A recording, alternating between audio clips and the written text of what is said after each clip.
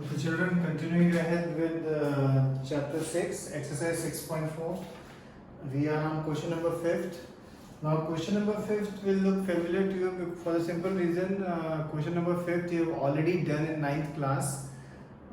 D, E, and F are midpoints respectively of the midpoint side AB, BC, and AC. Find the ratio of area of triangle DEF and ABC. If you remember in 9th class हमने ये सब कैसे किया था? हमने BDFE को parallelogram prove कर दिया था. BDFE, AD, EF and DF, CE ये तीनों जो हैं इनको हमने पैरेललोग्राम शो कर दिया था and और फिर पैरेललोग्राम के diagonals divided into two congruent triangles and then हमने this triangle plus this triangle plus this triangle plus this triangle is equal to area of triangle ABC and क्योंकि चारों triangles का same है तो आपका 4 triangle DEF is equal to ABC and therefore 1:4 ratio हमारा आ गया था. अब हम ये सब वापस करेंगे बट हल्का सा डिफरेंट मेथड से जिससे ये सब थोड़ा फास्ट होगा एंड ऑफ कोर्स एग्जाम में आप चाहें तो आप कोई भी मेथड कर सकते हैं टेक्निकली.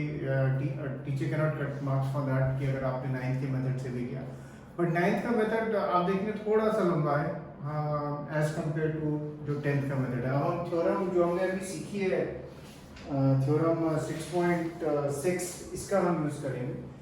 सबसे पहले तो ऑफ कोर्स अगर हम देखें BDFE को हम एक पैरेललोग्राम शो कर देते हैं BDFE वो बहुत इजीली हो जाता है. As you know by midpoint theorem हमें गिवन है D and F are midpoints therefore DF is parallel to BC. Similarly F and E भी midpoints हैं therefore FE is parallel to AB.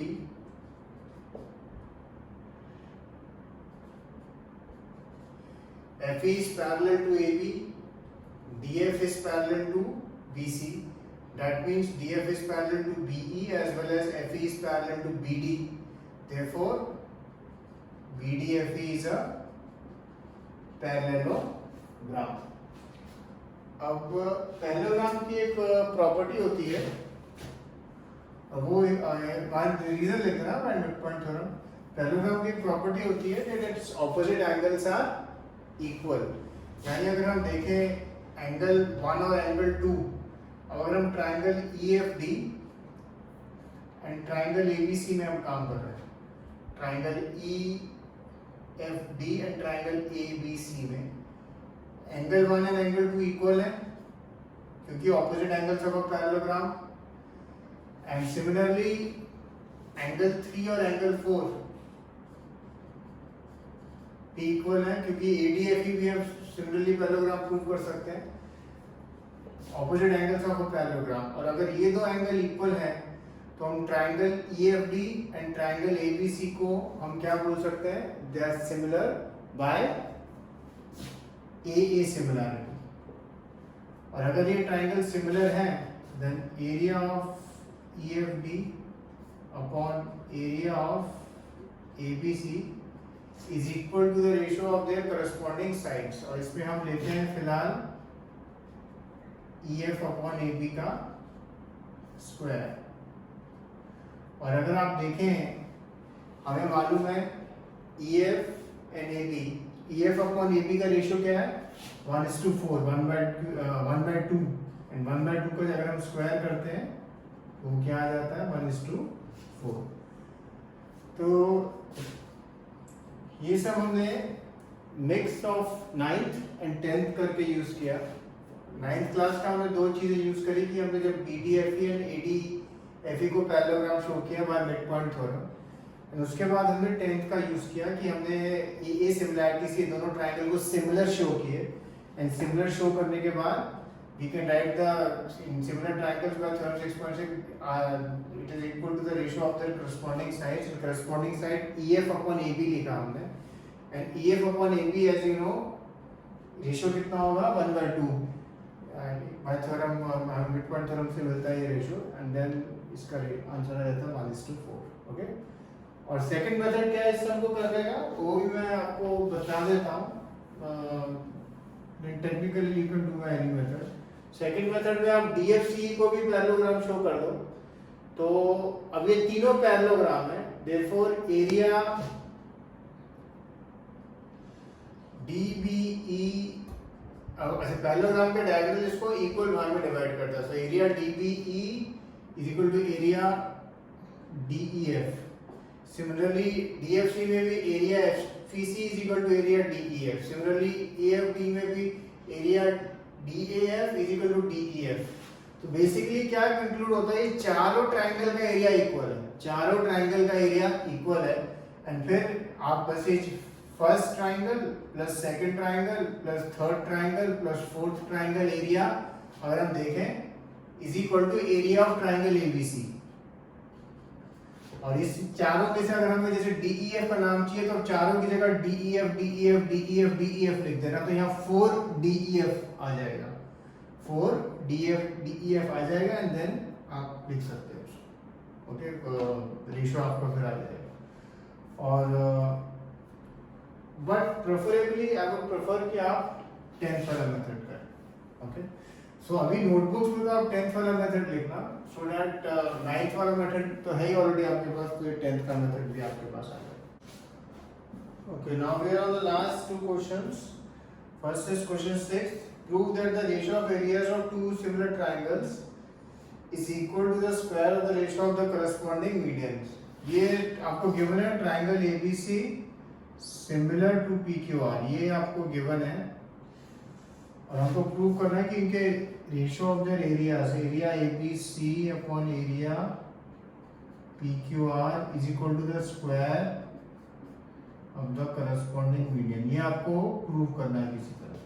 Okay, अच्छा, अगर हमें एरिया ABD एंड PQM अगर हमने इनको सिमिलर शो कर दिया, ठीक है, तो उससे हम देखते हैं कि हमें क्या मिल सकता है. ये हमें टू प्रूव करना है. अच्छा, हमें ये गिवन है ABC सिमिलर टू PQR, यानी AB upon PQ is equal to BC upon QR is equal to AC by PR. ये चीज आपको गिवन है. एंड प्लस वो एंगल्स तो है, एंगल A पूरा, एंगल P पूरा, एंगल B पूरा, angle Q and angle C and angle R. मैं अब ट्राई कर रहा हूँ ट्रायंगल ABD एंड PQM को सिमिलर शो करना. ये आप ऑलरेडी कुछ सम्स में कर चुके हैं. आपको ये गिवन है AB upon PQ is equal to BC upon QR. BC की जगह आप क्या लिख सकते हो, 2BD. QR की जगह क्या लिख सकते हो, 2QM. 2 कट, तो AB upon PQ is equal to BD upon QM plus angle B तो है ही आपके पास, एंगल B और एंगल Q इक्वल है ही. देयरफॉर हमारे triangle ABD similar to PQM हो जाएंगे बाय SAS. ठीक है, ये आप लिखना ठीक से उसको. ओके, मैंने आपको जस्ट एक्सप्लेन किया है.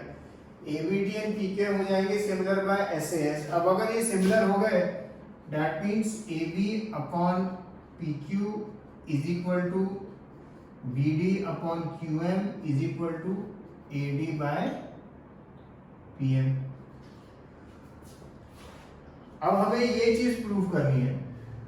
हमें एक चीज ऑलरेडी मालूम है कि ये दोनों triangle ABC and PQR similar हैं. तो बाय थ्योरम 6.6 अगर दो ट्रायंगल सिमिलर हैं, देन देयर ये हमें बाय थ्योरम हम लिख सकते हैं area of triangle ABC upon area of triangle PQR is equal to AB by PQ का स्क्वायर. और अब आप यहाँ पे अगर आप देखें AB बाय PQ की जगह हम क्या लिख सकते हैं, AD बाय PM सब्स्टिट्यूट कर सकते हैं. So we will get the required ratio.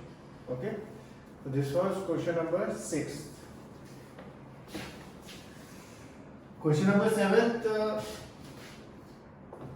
ये question number 7 कई बार पूछा जाता है एंड उसका फिगर जितना लिखा हुआ है उससे बहुत सिंपल है बनाना. लिखा है prove that the area of an equilateral triangle described on one side of the square is equal to half the area of the equilateral triangle described on one of its diagonal. ये square है ABCD जैसे,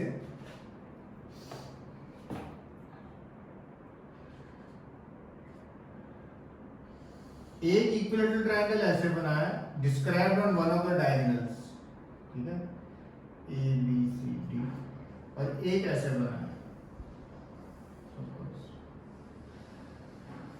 ए C D E F, ठीक है, और ये square है, suppose मैं square की साइड में बोलता हूँ एक्स है,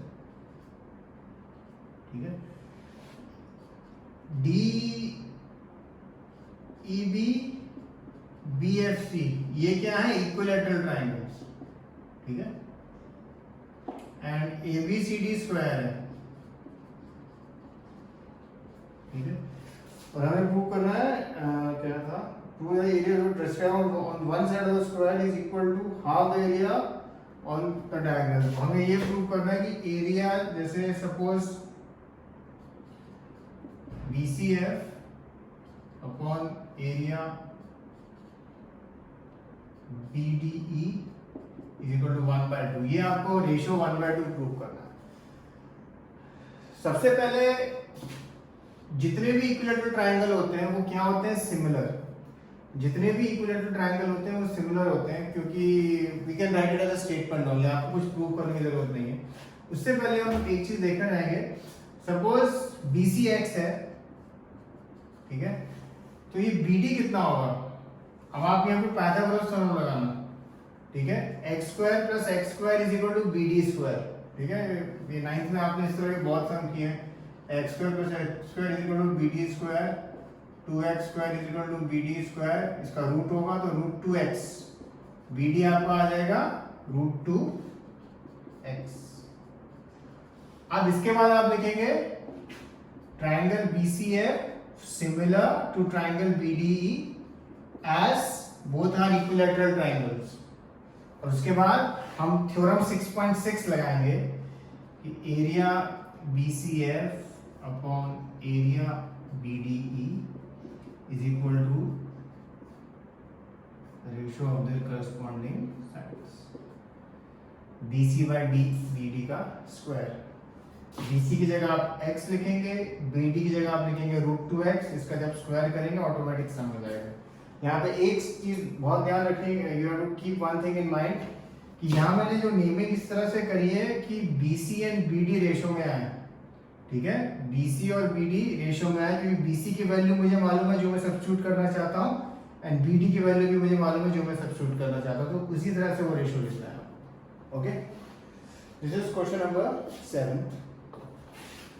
क्वेश्चन नंबर 8 मैं इसमें डिस्कस नहीं कर रहा हूँ, बहुत सिंपल क्वेश्चन है, वो आप लोग अपने आप कर रहे हैं।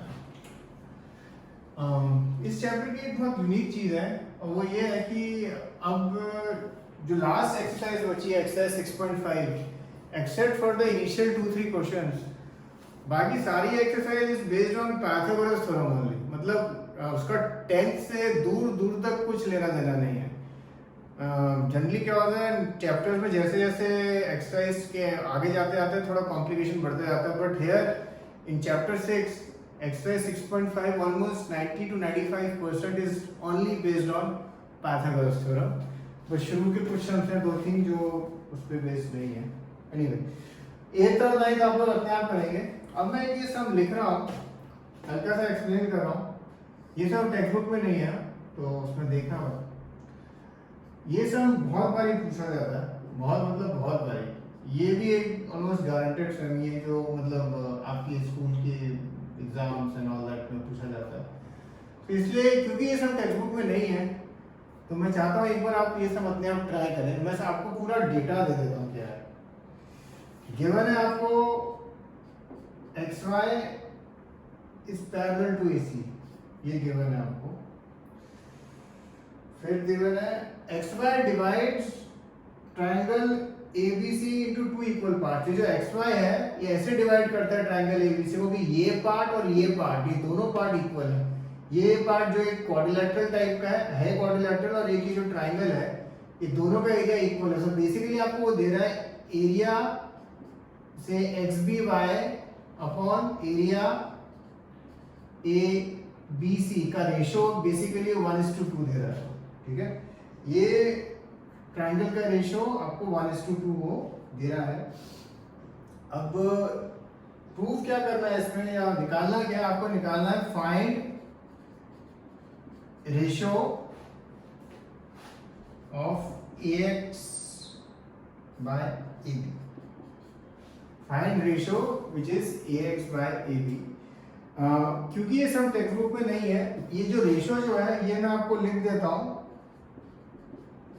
जिससे आपको ट्राई करने में आसानी हो। तो ये सब अगेन रिपीट कर रहा हूं। गिवन है XY parallel to AC, area XBY upon area ABC 1/2, find the ratio AX by AB, जिसका आंसर मैंने आप लोग के लिए लिख दिया है क्योंकि ये सब टेक्स्ट बुक में नहीं है। तो एक बार ट्राई करना आप लोग, थोड़ा 10-15 मिनट, होपफुली ये सब हो जाएगा। Okay, so do these 4-5 questions which we have discussed.